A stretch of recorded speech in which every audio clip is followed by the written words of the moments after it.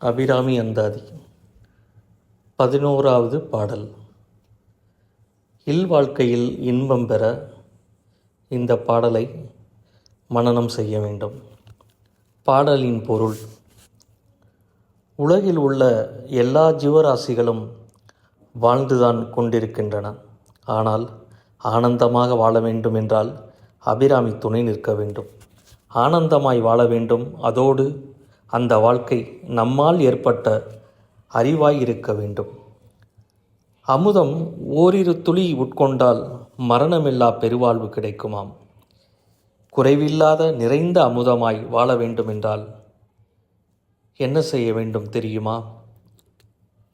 பூமிக்கும் வானுக்கும் வடிவுடையாள், வேதம் நான்கினுக்கும் முதலும் முடிவுமாயிருப்பவள், அப்பேற்பட்ட அபிராமி அன்னையின் அரவிந்த பாதங்களை திருவெண்காட்டில் திருநடனம் புரியும் எம்பெருமான் லோகநாயகன் ஈசன் முடிமேல் தலைமாலையாக திகழ்கின்றது.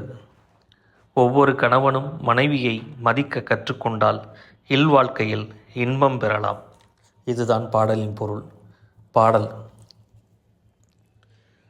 ஆனந்தமாயின் அறிவாய் நிறைந்த அமுதமுமாய் வானந்தமான வடிவுடையாள் மறை நான்கினுக்கும் தானந்தமான சரணாரவிந்த தவழ நிற காணம் தம் மாடரங்கு ஆம் எம்பிரான் முடி கண்ணியதே.